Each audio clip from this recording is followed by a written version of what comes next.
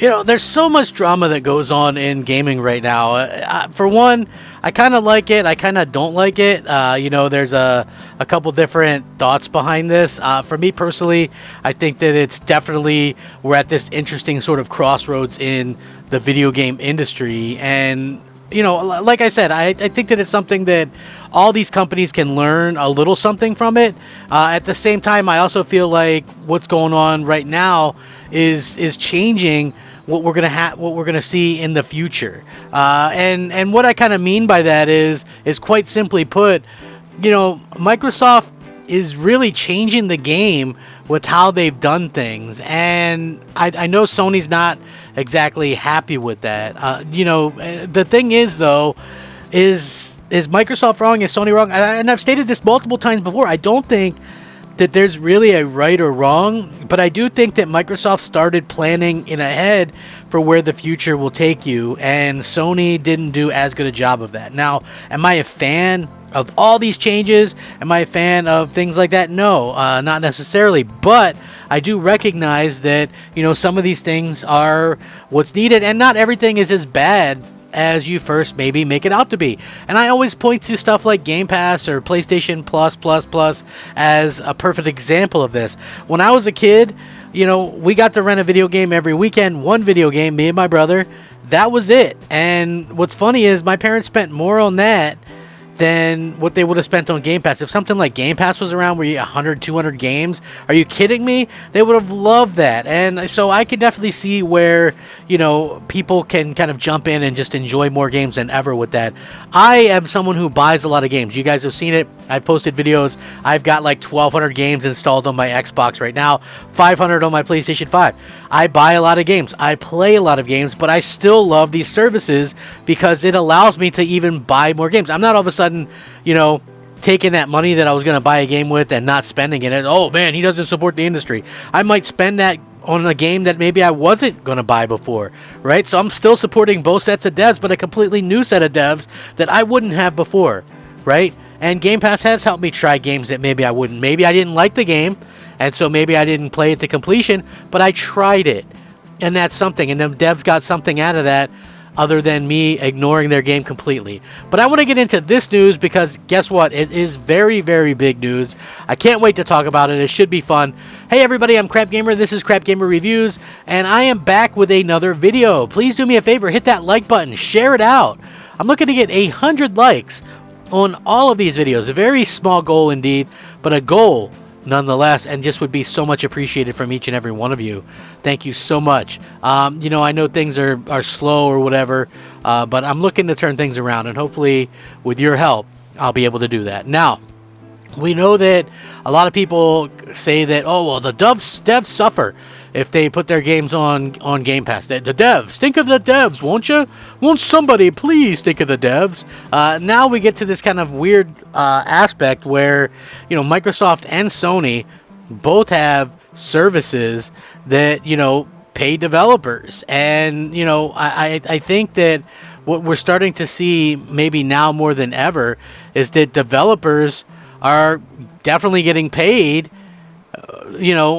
from these types of deals, and we're seeing that much more than we ever have before. So and this is a little bit more proof, and it's not just Microsoft, right? Like Sony is doing the exact same thing, and we can see that these developers are loving it. We're seeing more developers and more games than we ever have at any point in video game history. So how can devs be doing bad? That's the thing that I would like to freely ask and have somebody kind of maybe explain it to me about how that's a bad thing, right? Like, to me, developers are getting, even if it's not stuff that I'm particularly interested in, I still think seeing developers out there doing these type of things are doing just tremendous amounts of things, that for gamers. So, I do think that, we're going to continue to see even more of these types of things, but I also think that, you know, we're going to continue to see Microsoft and Sony invest in these services. So we now have a little bit of a number, as Microsoft and Sony paid millions to bring ARC games to their subscription services. It's not just Microsoft.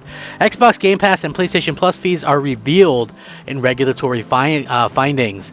Licensing fees paid to include the games on PlayStation Plus and Game Pass were confirmed last month in an SEC filing by Snail Games, the owner of ARC franchise developer and publisher Studio Wildcard. In November 2021, Snail entered an agreement with Sony to make Ark Survival Evolved on PS4 part of March's 2022 PlayStation Plus games in exchange for $3.5 million. The company already had a 3-year license agreement with Microsoft for the game to be on Game Pass, which has been scheduled to end in 2021 before it was extended. And in 2020, it was confirmed that Microsoft had signed the game's Vin Diesel starring Ark sequel, Ark 2, as an Xbox exclusive. The agreement was subsequently amended in June 2020 to extend Ark 1 in perpetuity, which means like pretty much forever, effective January 1st, 2022, and to put Ark 2 on Game Pass for 3 years, according to Snail's SEC filing. It added the company recognized $2.5 million in revenue related to Ark 1 in perpetual license for the 6 months ended June 30th, 2022. And deferred $2.3 million related to Ark 2 that is included in a long-term portion of the deferred revenue.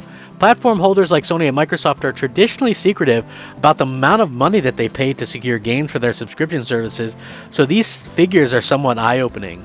In a regulatory filing earlier this year, Polish developer Big Cheese Studio also revealed it was paid $600,000 by Microsoft to bring Cooking Simulator to Xbox Game Pass as well. Microsoft also recently reported that they generated about $2.9 billion in revenue from Xbox Game Pass subscriptions on consoles in 2021 itself. Now, we don't know the exact number of subscribers that's taken to generate that. That was in 2021. And if you look at the thing, they were between 10 and 15 million overall. That's including PC and everything. So this is just strictly about console. So we're not really sure.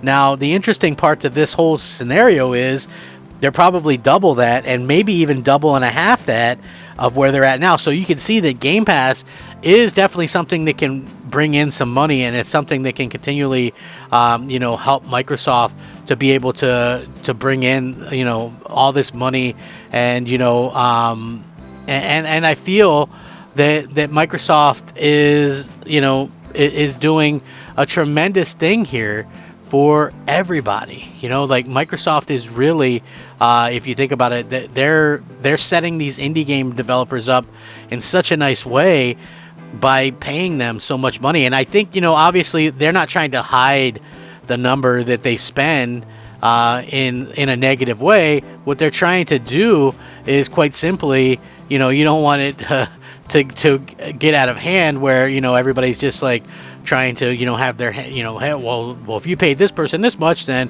you should pay me this much. Like, I think that would be the wrong way to go about Game Pass and things like that. So I think that, as we see the future come about, hopefully we start to see, more and more games. But again, Microsoft and Sony both doing the same thing, both paying about the same amount of money. Only one tends to get criticized, though. Do you guys think that's funny? Let me know what you think. Rack 'em up, fact 'em up, Crap Gamer 'em up. Thanks for watching. Crap Gamer out.